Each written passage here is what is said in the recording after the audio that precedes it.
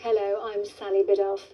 He's raised millions for motor neurone disease in honour of his best friend Rob Burrow.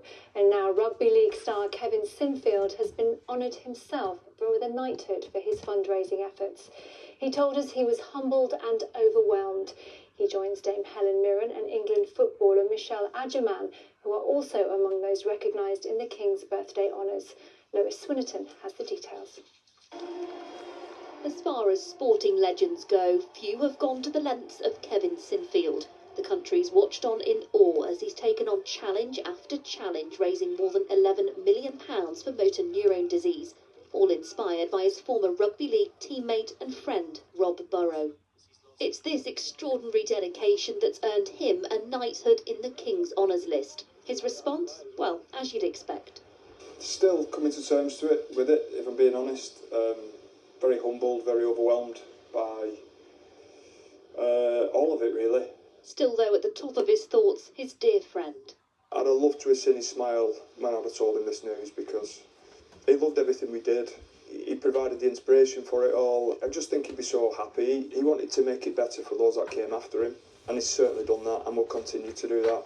Another sporting hero and youngest on the list, 20-year-old Michelle Adjerman, one of several Lionesses awarded MBEs after their Euros win last year. To the world of arts, Dame Helen Mirren has taken one of the highest accolades as a Companion of Honour.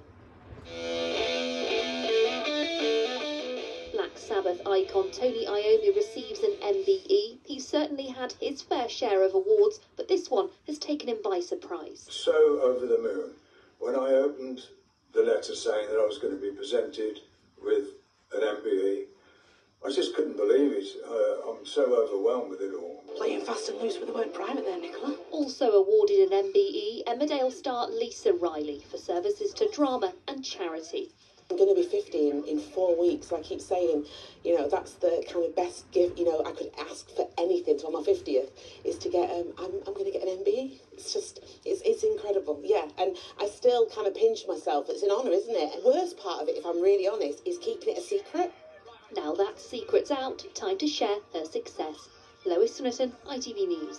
I can have a broken heart. To other news, and police have arrested 3 teenagers after a 21-year-old man was stabbed to death in Chelmsford.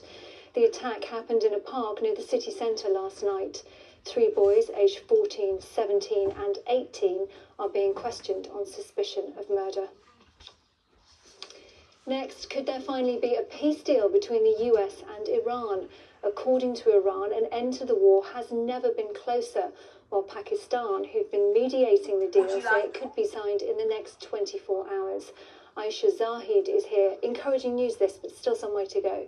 That's right. So what we know so far is that Iran's foreign minister has said an initial agreement has never been closer, and that would see an end to the war on all fronts, including Lebanon. The deal's expected to include conditions such as reopening the Strait of Hormuz, that's the vital shipping lane for oil and natural gas, as well as the lifting of sanctions on Iran and the release of frozen Iranian assets. But there still is more to be resolved, and namely that includes the nuclear program that Iran has. That's been a key point of contention throughout all of this.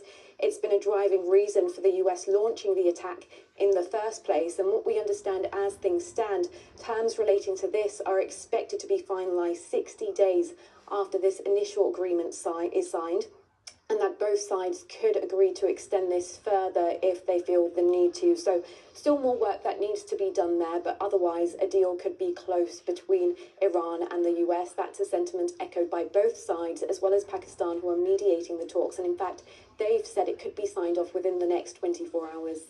Very encouraging. Thank you very much, Aisha. To the World Cup now, and police in Kansas are investigating after some of England's training equipment was stolen. Kit, including balls and boots, are understood to have been taken when one of the team's vehicles was broken into. Police say they've arrested 2 people. England will play Croatia in their first game on Wednesday. Meanwhile, the USA started their campaign in emphatic style with a comprehensive 4-1 win over Paraguay. Former Arsenal striker Following Balogun scored twice to help his team register their joint highest World Cup win. They next play Australia on Friday. And K-host Canada drew 1-1 in their first match against Bosnia-Herzegovina. They rescued a point thanks to this second-half header from Southampton striker Kyle Larin. It means Canada have avoided defeat for the first time ever at a World Cup. And finally, the royal family gathered earlier for Trooping the Colour in celebration of the King's official birthday. Fire centre!